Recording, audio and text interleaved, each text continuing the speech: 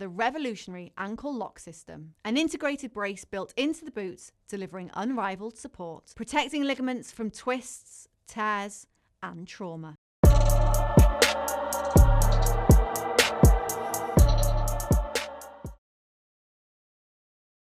Matt Lenihan for Boxing Social in association with Empire Fight Store, our King's Competitions. We're here, Gareth A, Davies. It wouldn't be a Monday if we didn't interview Pal. Look, I want to start in a new place, a new sort of field that we entered via yourself a little bit as well. The BKB event on the weekend. Well, I've been raving about it too. Sorry, do finish. No, you carry on. But the BKB event, Paulie Malinaggi, look, 44 years of age. Against a seasoned veteran in Tyler Goodjohn. Look, I thought Paulie was brilliant. You know, he's had the history of bad hands, but he showed even at that age, you know, what a warrior. And the whole event as a whole, how it was put on, the fighters, the respect before the fight between everyone and after was brilliant to see as well. And yeah, it was a really exciting event. Well, as you know, I mean, to you and many others in your milieu, you know, a lot of you guys bring a lot of resonance. The YouTube channels, the social media channels, you bring an awful lot to boxing these days. In many ways, you know, you've replaced, not replaced the tabloid newspapers, but the stories go very quickly on social media that all you guys do, the interviews. It's kind of TV, isn't it, in some ways as well, you know? It's the modern form of TV. And, you know, I've been raving to you, to Boxing King Media, to IFL TV, to secondsout.com, to all these channels, and yours, Boxing Social, that and many others, of course, that this is a very, it's gaining a lot of traction. It's very exciting. It's very fast moving. It's very thrilling. It's very our modern era. And, you know, as you know, I've been involved for over a year and a half now. And, you know, I've done probably approaching 10 events, and there hasn't been an event that's thrilled me. And I felt the thrill from the very beginning. Obviously, I was aware of bare knuckle. I hosted the first press conference for Dave Feldman in the UK 5 years ago. And there's always been a part of me that was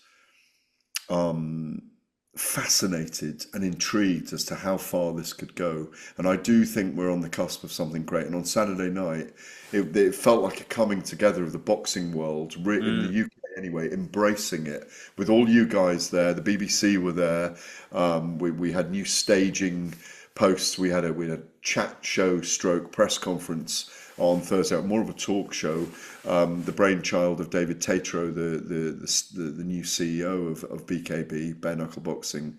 And it felt really good all week. I mean, you know, as you know, it goes out on the TalkSport Boxing YouTube channel. The numbers are up to 162,000 that watched the show on there.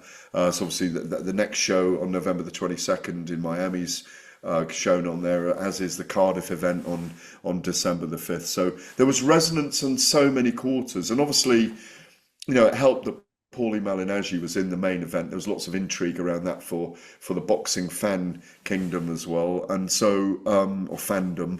But it just delivered on every front. You were enthusing about some of the fighters on there before you pressed the record button, and you know, I mean, before we talk about the last three fights, Scott McHugh of Leeds fame and wins for Marco Martignac in the World Bridgerweight title, and Paulie's win.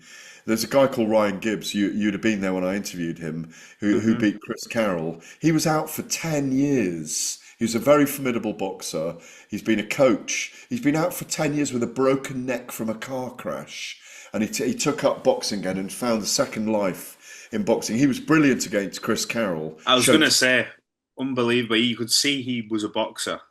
6'2", super middleweight. Brilliant. I mentioned LT Smash Nelson, who BKB rank as their number one pound for pound right now. He's an amazing fighter, middleweight and super middleweight world champion, with an extraordinary story himself, very high achiever in school, and who's found his way into martial arts, and has descended on bare knuckle to become the number one pound for pound, even though I think it could be Marco Martignac. But Ryan Gibbs just showed something.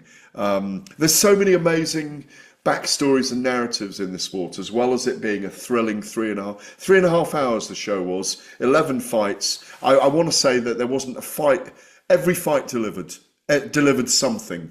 from top to bottom, I've got to say you saw a mixture of everything, and then obviously the Bridgerweight fight was enthralling. Obviously, one goes down, gets back up. That almost put a rocket up him, and then all of a sudden, bang, bang, bang, and the game's up. And then the main event, I thought for the first two rounds we saw a glimpse of the Magic Man. Paulie Malinaggi was quick, fast hands, and the movement was there. He cleverly went to the body rather than did.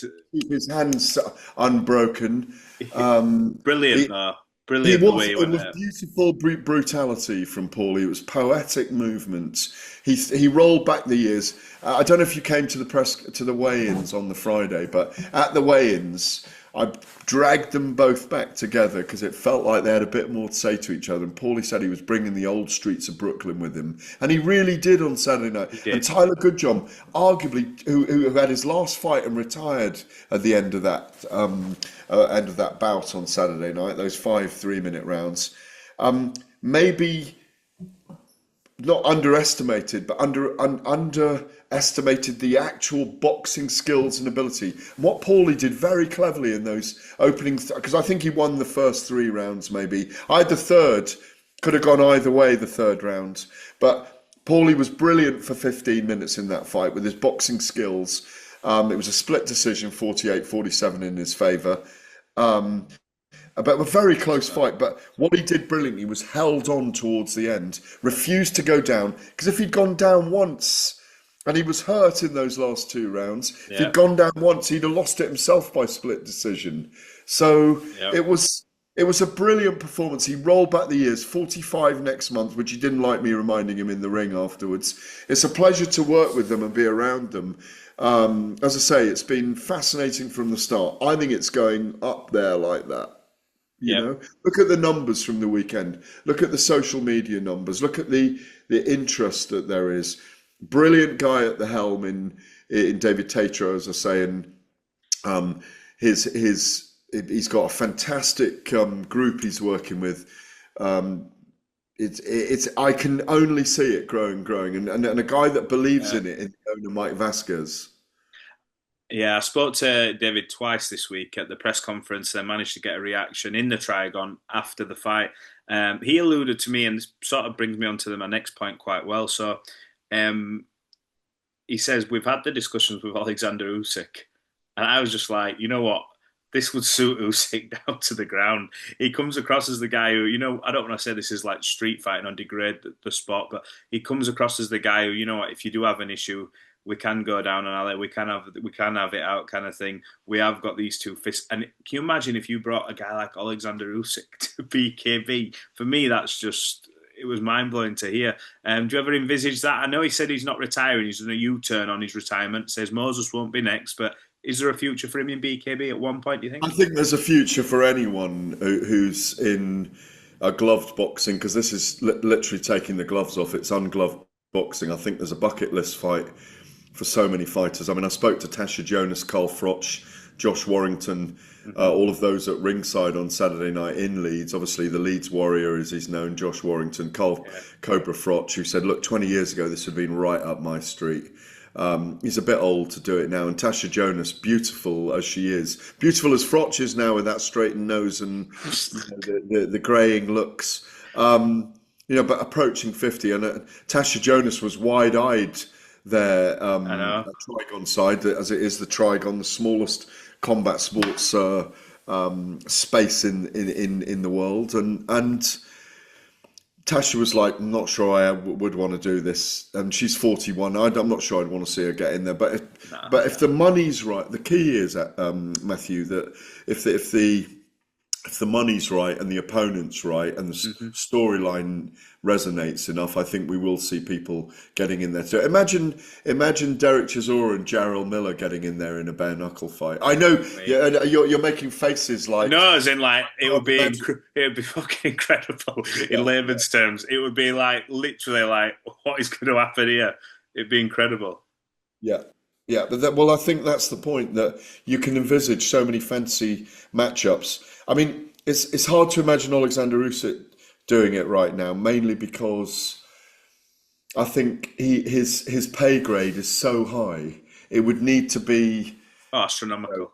it would need to be astronomical. It would literally need to be Fury Usyk with bare knuckle, um, Yeah, with or Fury Usyk bare knuckle, or Martignac Usyk, the guy that won the Bridgerweight Bridger, title. And so you get a giant stadium and you get a few million pay-per-view buys, and I don't see it as realistic right now. no. But I think if it gets big enough, it will get big, and it will create. I think there were 2,000 odd in there on Saturday night. It was an amazing atmosphere as they built to a 3,000, a 5,000, a 10,000 arena, Hmm. then maybe a 20,000. But it's coming, and it's coming really strong. Let me just ask then on Usyk. So, read an article. Don't want to misquote it, so I'm just going to go through it. It said that he's made a decision that there is going to be a U-turn on what was his current retirement plans, and apparently it's confirmed that Moses won't be next. What do you think will be next for Oleksandr Usyk? Obviously, Fury's back next year. Frank Warren's alluded to the fact that Tyson still wants that fight, and I can imagine it's eating away at him a little bit, that the two losses to Usyk still. What do you think's on Usyk's horizon next? Winner of It's Parker more Wardley? Yeah, I mean, obviously, if Parker wins, then he'll be chasing a fight with Alexander Usyk, and it's one that there's a merit in that happening in real terms if he beats. I think Wardley's a difficult opponent for anyone right now because he's got that equalising power, but I think I'm not sure, and this is just me being honest. I'm not sure that Usyk, unless he's being paid in the same kind of way that he was paid to fight Fury last year, and he will have earned very well for the Daniel Dubois fight because it was such a big event at Wembley, and I suspect the Saudi Arabians were involved in that in some capacity, although I don't know. It was a Riyadh season, actually, wasn't it? Did it have a Riyadh season around it? What Wrapped around which one? The Dubois fight? by Usyk? No, maybe it didn't. It was wasn't it a ring? Was it a Ring Magazine event? Oh no, it was Queensborough. It was Queensbury. So, well, yeah, but whether there was some kind of wraparound Well, from they're Riyadh. a sponsor out there. They're a partner out there. Riyadh Yeah, season. It's but all the same stuff in it. but what I mean is how much money they may have brought to the table to be involved if Yeah, they were involved in that in a kind of financial capacity in the background, which they may have been. I mean, we didn't really. I think they were interred into the promotion later on. Um, but what I'm thinking practically is how much does Usyk earn for that next fight? So mm, I think it depends on the resonance of and how broad it feels at the end of this week. Obviously, we've got the beginning of the fight week tomorrow. It just fit. Let's see how big it feels this week here. Parker's almost like an adopted British fighter these yeah, days. it is. And you're trying to answer this question for you about what does Usyk do next. If Fury comes back next year, he'll have been away 15 months. Yeah. Hmm. Um, he can't come straight back into an Usyk fight, in my view. But if they decide to do it, they do. I still want to see Fury and Joshua fight. Mm. I don't particularly want to see Fury against Usyk again. It's nice to see Fury well and not putting on lots of weight, which he obviously isn't when you see him. He's keeping Great. in shape, he's running, he's in the gym a little. I think he had all the boys in the family in the ring the other They're night. all at it. Yeah, What do they're they call all it? at it. What do they call it? Family. Um, I don't know, but every story I see, he's out and his lads are either running with him or they're in the gym, and it's good to see. oh no, absolutely, and I Great think to he needs see. it in his life, but um,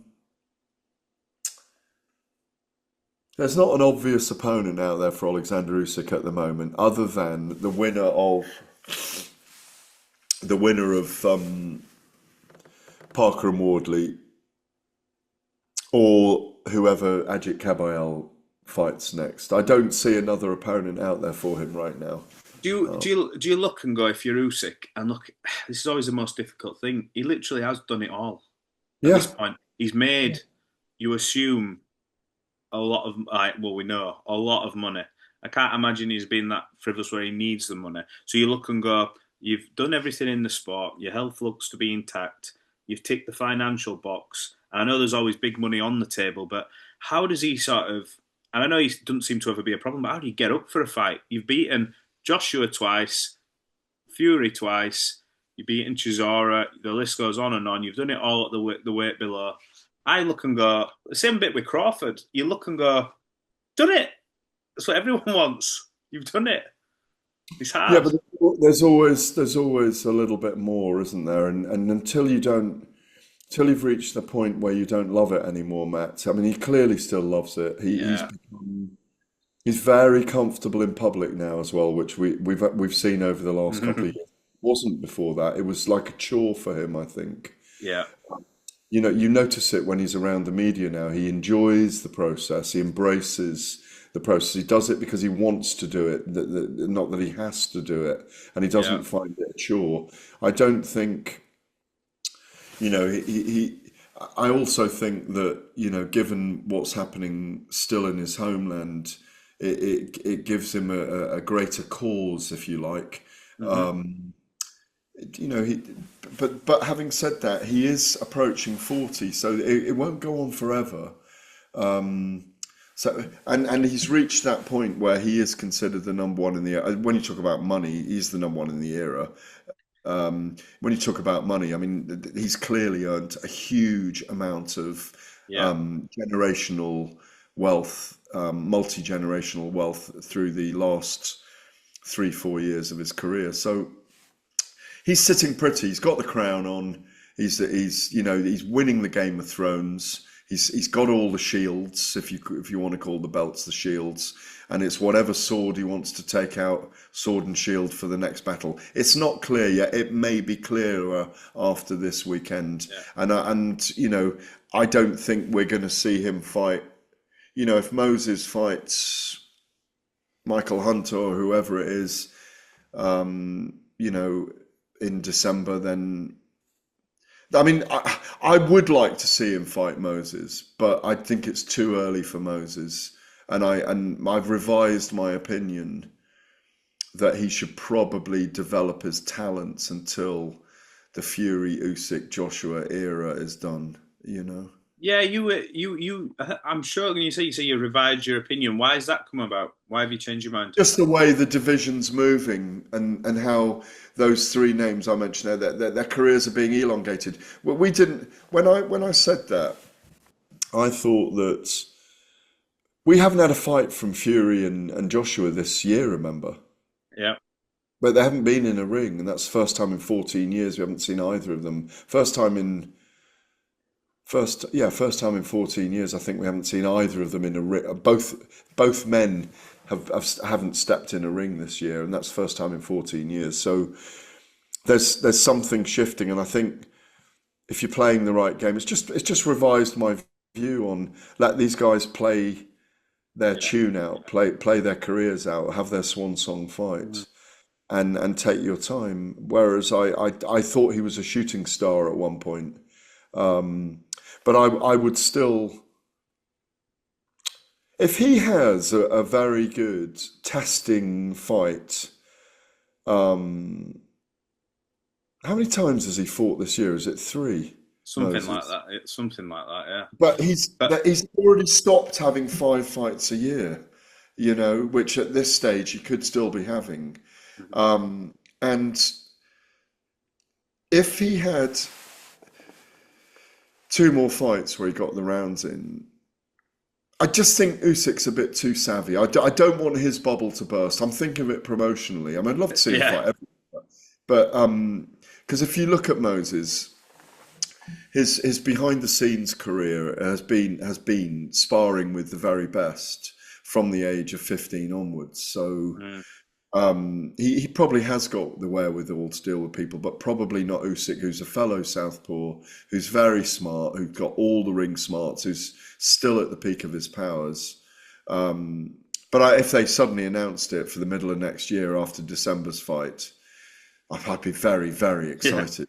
I mean, it would be an enormous event. And then when I think about the last bit in the jigsaw is that We're hearing, it's rumoured that Derek Chisora is the chief support against Jarrell Miller in Manchester on December the 14th. That's a great chief support. It's a great fight. I mean, I think it will really sell when you hear that fight is happening. It will help promote the number of seats at the Co-op Live Arena, because Moses hasn't crossed over to the mainstream yet. So you don't want his mainstream crossover fight to be a loss to Oleksandr Usyk, because it means I'm just projecting again. No, I know. That the bubble bursts at that point. If he wins, it becomes incredible, but it's not quite the time. Yeah. Well, look, it's been good catching up. Look, if some of these fights happen as we think they're going to happen in the coming months and early next year, we're in for a hell of a ride again. It's a good time to be in boxing, and it's a good time for BKB as well, and bare knuckle. So look, we will catch up very soon. Monday morning probably next week, and we will chop it up over Wardley and Parker, which is going to be one hell of an event this week at Queensborough. It will be, and I have Parker as the favourite based on what he's done and how he boxes and what happened in Justice Hooney when Justice Hooney fought Fabio Wardley at Portman Road in Ipswich. A great night as it was, Fabio rescuing victory from the jaws of defeat that night. But he's a very dangerous fighter. I could see him winning it late. I could see him hurting Joseph. He's got the ability to knock anyone out. He seems to be able to ride big punches as well. We've seen him rise. David Adelaide, the 2 fights for Fraser Clark, the second fight that was so definitive and horrible to look back on, when he just figured Fraser's jaw and his cheek. So it's going to be a big week. It's a big week for the division. 2 interim world heavyweight title belts on the line. Joe's still a young stud in lots of ways. Yes. But I'm really, really looking forward to it. Ben Davison against Andy Lee in terms of the corners, which will be fascinating. And they're both very erudite, very smart, articulate men in the corners, both with their game plans and the way they speak about the sport. So I'm expecting a really, really big event. And I think there's one, I'm looking forward to Ezra Taylor on the undercard against Lewis Edmondson as well. Lewis Edmondson. Good fight. Interesting fight. Not a big undercard, but looking forward to it. I'm looking forward to being back at the O2 Arena again. Yeah, it's been a while. Appreciate your time, buddy. We'll catch Always up very soon. Always a pleasure, Thank you. my friend. Cheers. See you soon. The revolutionary ankle lock system, an integrated brace built into the boots, delivering unrivaled support, protecting ligaments from twists, tears, and trauma.